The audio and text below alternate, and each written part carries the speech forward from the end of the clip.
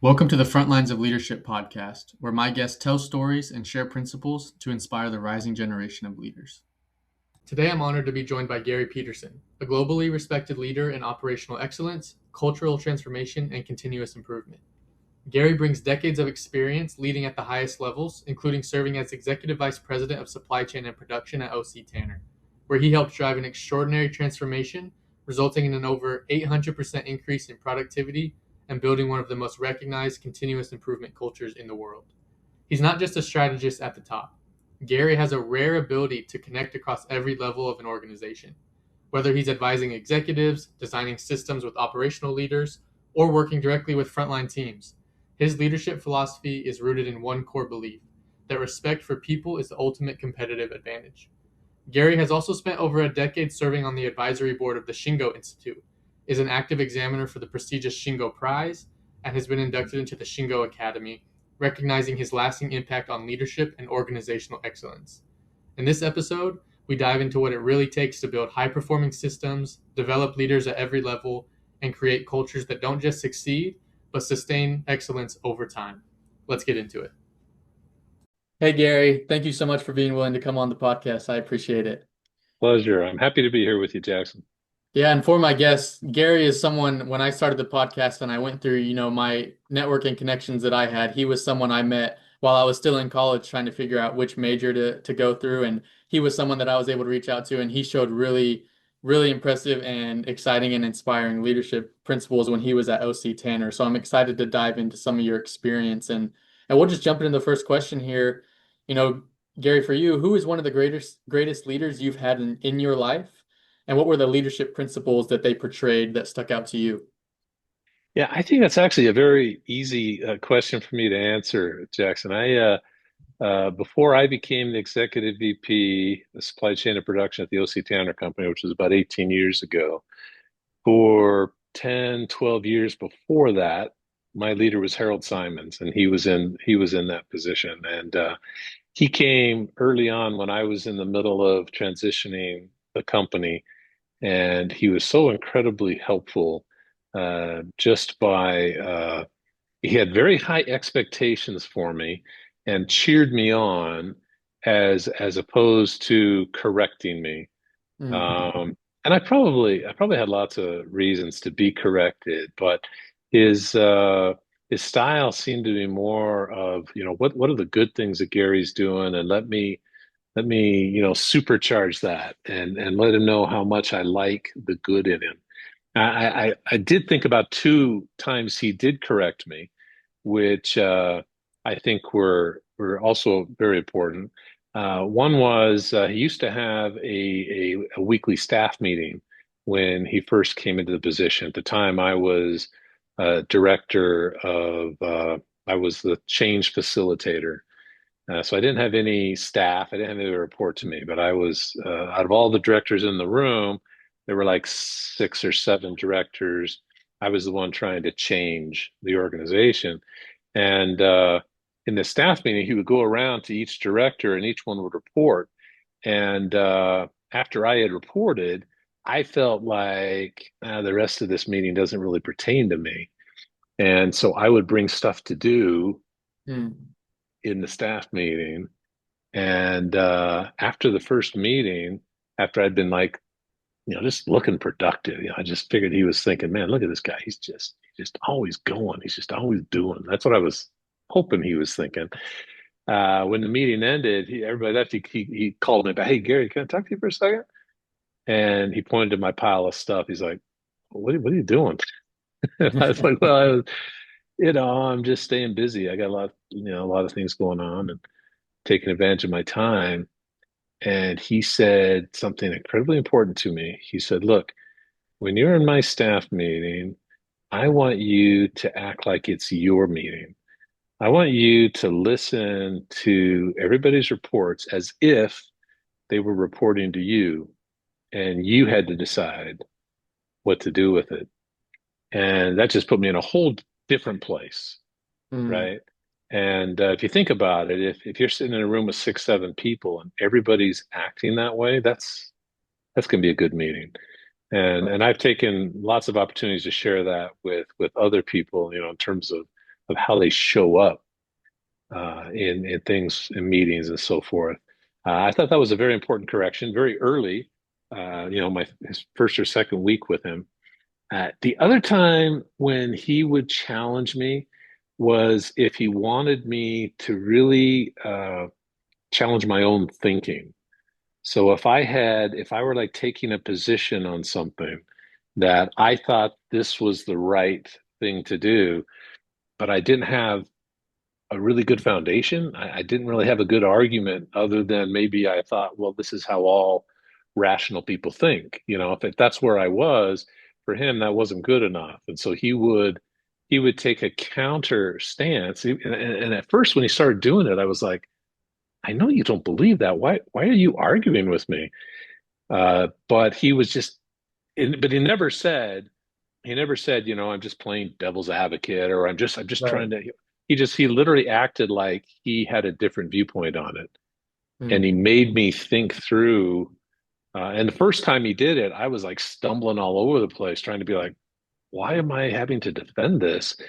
But then, I got better and better at stating my position and having reasons for why I felt the way I did. Um, so that's one thought on why he was a great leader. And maybe this is more than you want, but I wanted to share one other thing with you. Oh, please do. Please do.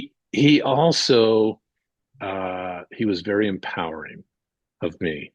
He trusted me, and so he made it safe for me to be vulnerable. I was in a space where things were unknown, and how are we going to do this? We were doing a lot of exploration, um, a lot of tests, to kind of find our way. And he made it very safe for me to experiment and to be vulnerable. And after our journey, after the people started really taking ownership of our lean journey and creating this culture of continuous improvement, and naturally making the changes they needed to move us along, it got to a point where things were happening that I didn't know about. Teams were just moving, and I had to kind of keep up to know what people were doing. If I had tried to know about it all, I would have been the constraint. I would have been the one that they could have only gone as fast as I could control it. And I remember one day we were walking down the hall, and I looked to my left into this room, and uh, there was a huge amount of I didn't know what was going on. Turns out a cell was setting up in there. I didn't know. And I kind of looked, kind of did a double take, and he was walking on this side of me. He saw me do it, and he said, Gary, what's going on in there? He knew that I didn't know what was going on in there. Hey, Gary, what's going on in there? And I kind of looked at him. I said, yeah, I have no idea.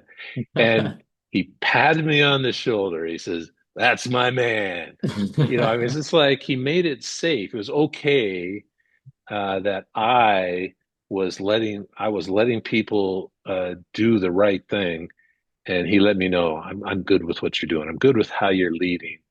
Anyway, I loved working for No, that's awesome. And thank you for being willing to share those real experiences. I have a couple thoughts. The her. first Yeah. one being, it's kind of lines up. I'm reading a book right now. It's called Trust and Inspire by Stephen Covey. Mm. Hmm. And it kind of one of the quotes I read in like the pre-introduction quotes from people who had read it. Um, John Maxwell says, um, a good leader inspires people to have confidence in the leader. A great leader inspires people to have confidence in themselves. And that's kind of what I feel like what it goes along with what you're saying is he didn't you obviously trusted him and he built you and inspired you in a way to one, trust him, but also have confidence in yourself. So that's the first Yeah. the first thing I just thought of that I really enjoy. And then the second thing is a follow-up question for you. You mentioned Hey, how let me say much, something about that comment right there first yeah, before you ask yeah. the follow-up question.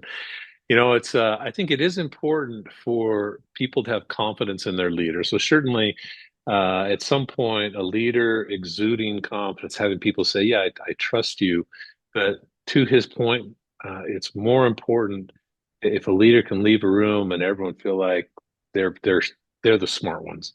That Mhm. that not the leader leaving the room, but the leader makes people feel like, "I trust you. You're good. You're doing the right things. Keep it up." Yeah. Yeah. and you want to keep going, and you want to continue to get better. It inspires you. But Yeah. my question was, you mentioned how much he inspired you and empowered you as a leader, but then you also right after that brought up ways that he challenged you or checked you or wanted to help you Yeah. improve. How did him having that empowering and trustful relationship with you impact how you responded to when he did give, constructive criticism or had to, you know, give you insight and to be better? Yeah, it's a great question because I I knew he was on my side, right? I mean, he Right. was in my corner, and everything he had done said, "I'm right here. I'm here helping you. I'm here supporting you." So therefore, when it is time to say, "Hey, wait a second, can I just say something about that?" I don't have to go through this whole, rigmarole in my head. Am I safe? Is this okay that he's doing this? Because I already know he's in my corner. So when he does correct me, I can just turn full to him and say, "Yeah, tell me what you're thinking. This is great." I think the safety is what matters, the psychological safety.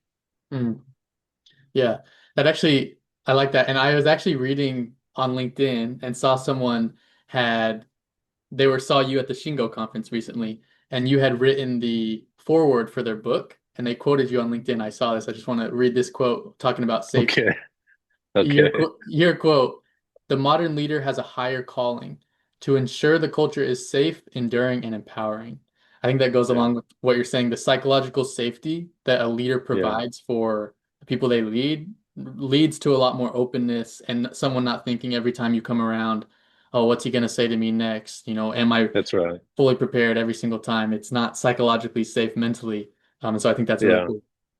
But the other side of that coin, psychological safety on this side, the other side of the coin is autonomy. And I can say to a team, you have autonomy, go do what you think you need to do. Whoa, stop right there. Don't do that. Mm, I can say you have autonomy, but if it's not safe for you to experiment and for you to fail fast, learn quickly, get smarter, move on, I got to be willing. If I'm giving you autonomy, I got to let you learn. And if it's really all about learning, which leads to results, as opposed to let's just get these results, make sure you do the right thing, that's not safe. hmm Yeah. I like that. And something I kind of want to move into is the importance of these relationships and the importance of people in leadership. When I first when I first met you, I think a sophomore at BYU, and I don't even know if I had gotten into the supply chain management program yet. But I was learning, trying to figure out which program to go into. I was very interested in supply chain. I messaged you and I ended up meeting up with you at OC Tanner's headquarters up in Salt Lake. And you were willing to, spend the time with me and walk through the factory floor and the production and all of the offices. And something that really stuck out to me, every single person, whether we were on the factory floor or walking by directors or VPs, whatever it was, you knew every single person's name. You had a relationship with them and you understood the importance of relationships. And that was something that still impresses me today from that experience. And so I'm just interested in maybe your thoughts on the importance of relationships and how you took what you learned from this leader in your life and applied them to your own leadership and how you went through that process. Yeah, I think I actually learned before Harold that it's one thing to have a title, and people with title, they deserve respect, Mm, but that doesn't mean they're going to have influence. That doesn't mean that they're going to actually be able to influence people to behave a certain way or do a certain thing. And I actually learned that back when I was 19 and 20. I was a missionary in Japan, and I rose through the ranks. Now I'm leading other 19 and 20-year-olds, which that's a zoo. yeah, been there. and and I led it. I think I led mostly by command and control, as opposed to persuasion, listening, learning. And I remember far enough into it where I should have been a different kind of leader. some people weren't behaving the way I wanted them to behave, and I wasn't influencing them. That my influence didn't matter to them. And I Mm, remember I went to the mission leader, President Noah, and I was complaining to him about these guys. I think I wanted him to drop the hammer on them, and since my control wasn't working, okay, you control them. And I remember he just looked at me, it was quiet for a minute, and then he asked me, "Hey, Gary, do you love those guys?" I mm, was like, "What?" And really in my head, I was thinking, "Hell no." I don't care about these guys. And just point to me. And it took me years to figure out what he was saying. But um, you mentioned me knowing people around the plant. I had 450 people reporting up to me, and I knew them all. And I don't know how you have influence with people unless they know you care about them, mm, unless they know that you're interested in them as an individual and want to help, and that I like them, genuinely like them. And I think that's why I behave that way that you saw, is because I really think that's the best way to lead. right. And then for them, every single one of those people, when they wake up in the morning, they are getting ready for work. Do they want to go to work? Do they want to be surrounded by their leaders? Are they excited to go make a change, you know, Yeah. in the business, or are they dreading getting up and driving to the office and working? Yeah. I used to ride the train into work. The train runs right down the middle of the Salt Lake Valley, and gave me a chance to kind of get grounded. And I had a 10-minute walk into the office. And during that 10-minute walk, I would, am I heading the right place? Am I in a good place? Am I ready to walk in that door and be a good influence on people? But likewise, going home, walking back to the train at night, I was walking through this blue collar neighborhood that's around OC10. I'm seeing other people come home from work. They pull in their driveway. I'm walking by. They get out of their car. They walk in the house, and they just looked beat. They Mm, just looked like their employer had just taken, just pulled the life out of them, yeah. and then send them home. Go charge up and come back tomorrow, and we'll repeat. And it's like they're walking in the house, like, "Hey, somebody save me! My Yeah. family, somebody here." Well, I don't want to work in a place like that. I don't want to work. I want to work in a place where I can see people walking out the door at the end of the day with energy and feeling good about themselves. And, we did it, fantastic, high Yeah. fiving each other. Um, I think we owe people a better way of being. And yes, when that's the way it is, then they're going to come to work in the morning. Okay, well, what's today got in store for me? Let's Mm, go get it done. They need me here today. I'm here because they need me here. And I mean, I think that's really important. And so when I walk out on the floor or through the office, uh, I've been at hundreds of plants, and walking towards somebody, and I see that look in their face of fear of, "Oh, who's that guy? Why is he here? Why is he walking over to me? Oh no, this is bad." yeah. If I saw that look on the faces of my people, oh man, that's not good. When I walk up to somebody and they see me coming, I want them to give me a big grin and say, "Hey, there he is." Yep. I'm not saying that we're all best friends, um, but I don't. I really think that, I mean, they know that I care about them and that I want them to be successful. So I think that's the way to lead, honestly. Yeah, that's awesome. And I think there's a million things we could talk about that for hours about, what it means to be committed to a mission and a vision and the people around you. But I want to kind of transition into a question. We've talked about influence a little bit Uh-huh. and the importance of influence compared with position. And you mentioned that topic. This podcast is dedicated to the rising generation of leaders. And so Okay. there may be people listening that, may not have a formal leadership position. They may not be leading a Yeah. team or have any title, like you might say, in a leadership role. How can Yeah. someone be a leader now, even if they might not be in that leadership position quite yet? Yeah. Well, I think as I mentioned, there is leadership that comes with a title. Mm, That I don't think that's the most effective. I think the most effective leaders maybe don't have titles. They're just people that are naturally looked to for leadership. Help me see what to do here. What do you think we should do?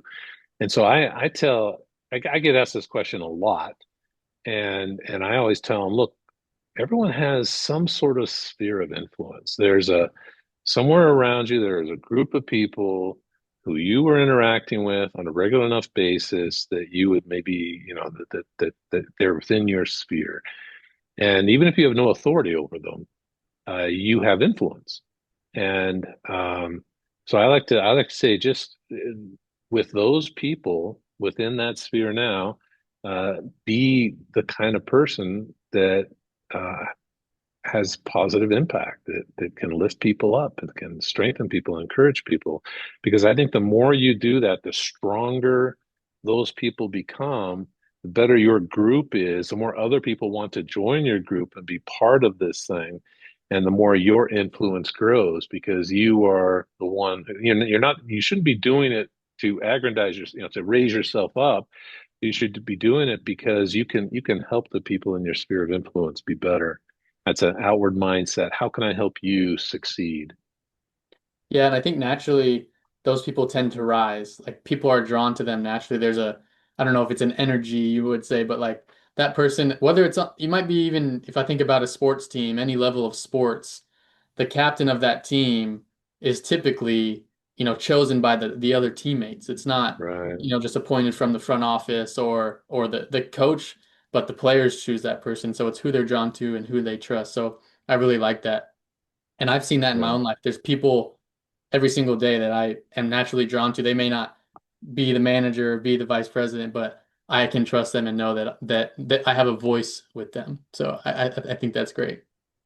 And I think those people are the ones who become the manager and the Mm. director and the vice president. Yeah, and usually I feel like they're not even necessarily seeking it out. Yeah. Yeah, a lot of It's times the I ones think, that are seeking it out that everyone's like, oh no. yeah, yeah, yeah, exactly.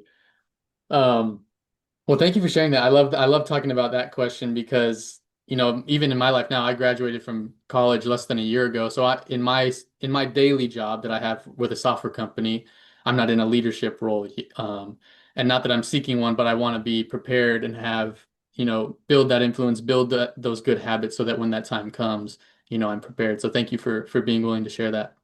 Yeah, you bet.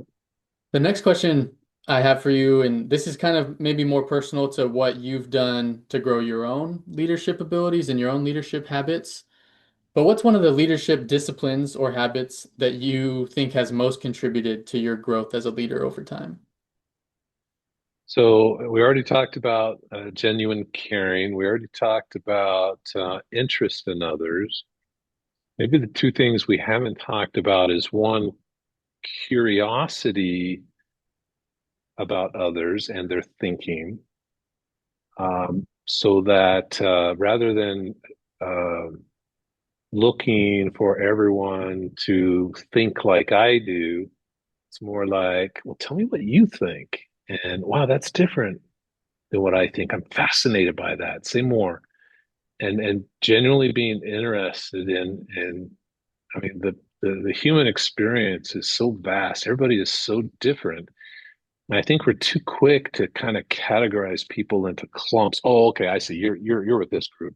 Mm, And it's really quite diverse. And I think we would all benefit from having more conversation and more curiosity, less about me trying to convince you that I'm right, and more like, tell me what you're thinking and how you got there. I think that's fascinating, honestly. right. And then the fourth one. So I talked about the caring, the interest, the curiosity. I think the fourth one would be um, being okay with being vulnerable, being okay with I don't know what to do here. I don't know what the answer is. I don't know what to tell you. Let's talk. Who else can we bring in here who maybe with them together we can come up with a good solution I think too many young aspiring leaders think that they have to know the answer, and if they don't, then they better come up with something. They better fake it. I think it probably took me a while to get vulnerable with what I don't know and be okay with that. But I think the best leaders respect others and are okay being vulnerable around others. Yeah. What would you say, like, I'm thinking about even as you're speaking, I'm thinking about my own situations that I'm in and examples of where I'm not being vulnerable in because I might be afraid I'm going to say something wrong.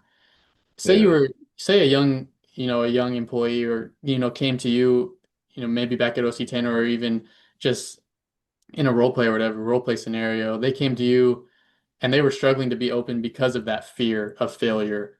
What are some other things you might say to them to encourage them to be open and not be so afraid to talk and maybe be wrong or make a mistake? Well, I think I think when we're youngsters, we're okay being vulnerable. We're okay stumbling around and not getting things right. Um, but then we start to seek the praise. We start to seek people, Mm. tell me I'm doing great. Tell me I'm doing good. And if you don't say that, then I get hurt or I get worried. So I think there is a certain amount of self-respect that feeds into it. And what's my confidence level? Uh, am I okay? And if your leader um, doesn't make it safe to be vulnerable, then it's really hard. I mean, if I said to somebody, well, you know what, I think you ought to be more vulnerable at work. So, every time I am, my leader, calls me out in front of everybody and denigrates me. Okay. I don't think you should be more vulnerable. I think I Yeah. think you need a new leader. Um, I just don't think that style of management is going to fly in the years to come. I think it died 20 years ago, quite honestly, and only the hardcore are hanging on to it. Um, I think it's worth if you can't be vulnerable with your leader, can you be vulnerable with your peers? Hmm. And there's always some peers you can't be, who take advantage of you, but who can you be vulnerable with? Who can you be straightforward with? And I think that's healthy to identify those healthy relationships. Yeah, I like that. Maybe if your leader isn't someone who you could trust and, maybe obviously that needs to be worked on, but finding other people that you can trust, maybe that's a teammate or, a lateral leader or something like that. I think that's great Yeah, advice. yeah, yeah. Well said. Well, kind of touching on this, we talked about maybe this vulnerability, a habit that maybe young people or any employee might struggle with. It kind of leads me to my next question. As I mentioned, being focused on an audience of rising leaders, young leaders, what do you see in your experience working with them, working with young people at OC Tanner or in any of your experiences? What do you see them doing well? And then where do you see them tend to struggle and where we could improve in my generation rising up? Yeah, I think thinking about when I was young, uh, I cared too much about what people thought of me, Right. and it was very important to me that I get the right outcome. I didn't want to look bad, and so the net effect was that I was just angsty. I was a twisted mess of emotion, and really, really, tight. Just twisted up. And I think if I could go back and talk to my younger self, I think I would say, hey, relax a little bit more, enjoy the ride, live life, experience it. Don't, I wouldn't be so fearful about the outcome. I'd be more interested in doing the right things and letting the outcomes take care of themselves. And that's the whole idea of lead metrics versus lag metrics. The lag is the outcome, and too many times, we just focus on the lag when the real question is, well, what influences that? What would make a difference? Let's identify the two or three leading metrics that if I did these things, things will work out eventually. And it's kind of like it's like the sports analogy of trust the process. That's what they're talking about. they're saying do the things that lead to success and let success follow. Um, I think I think everyone, as they're growing into maturity, needs to learn, worry less about outcomes, stick to your knitting. Yeah, that's something I'm really starting to work on, and in my close circle with my wife and closest friends and colleagues is, and I just heard this quote from Nick Saban, Coach Saban, the legendary coach from Alabama football. He said, "The outcome is a distraction to the process." Yes, yes, And that's really something I'm trying to work on is building systems and focusing on a system and process and being less, that leads to less anxiety, less nerves, less angstiness, less tightness about the outcome. And so I think that's great advice from you and something that I think a lot of people could benefit from in our world. We always are on social media seeing the outcome or seeing the end goal, yeah. and not seeing the steps every day that it takes to go through. So I really enjoy that principle of trust the process.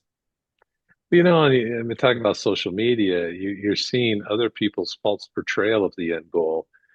Look, I made it. I can prove it with this picture, and we're all buying that. That Right. I want what they've got. I think we need to be more self-satisfied. That I'm doing the right things. I'm comfortable with where I am. I'm moving in the right direction. I think that's what really matters. Yeah. Yeah. Thank you for sharing that. And you mentioned when you answered that question about what you see young leaders do today well and what we might be able to work on, you mentioned looking back on your younger self. And it kind of leads to Yeah, my question, what is some more advice as you look back? I mean, you were at OC Tanner for years and years, yeah. stepping into different roles.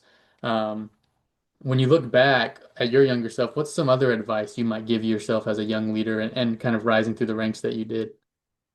So another piece of advice I would tell myself, and I was pretty sure of myself on this, so I wouldn't, I actually didn't need to remind myself, but I wanted to coach my kids, in sports from a young age, 4 years old, 5 years Hmm. old. I wanted to be in the middle of I wanted to, be at their practice, teaching them, and I feel like my influence on my kids was really big because I was in the middle of all this stuff during the week. But I remember when I first told my boss that I had to leave right at whatever because soccer practice is at 5:15 and it takes me half an hour to get there, whatever. I had a lot of people looking at me like, "Boy, I don't, that's not a good move, That's not gonna, you're not gonna get ahead doing that." And I had a lot of people tell me that. I see like every Tuesday you're leaving. What are you doing? I'm coaching my kid. Oh man, Hmm. I don't know if that's going to serve you well. Turns out, it doesn't, that none of that matters. I mean, I got everything I wanted out of my career, and I made my kids a very important part of my career. Hmm. So I think, and actually, like I say, I didn't have to work myself up into that, or I didn't have to convince myself to do that. That's what I was going to do, and I did it. Yeah, But that's awesome. but I could go back and say to myself, yeah, it's gonna you're gonna be really pleased 20 years from now with what your kids have become in your relationship with your kids because of that. And Yeah. that would be true. Yeah.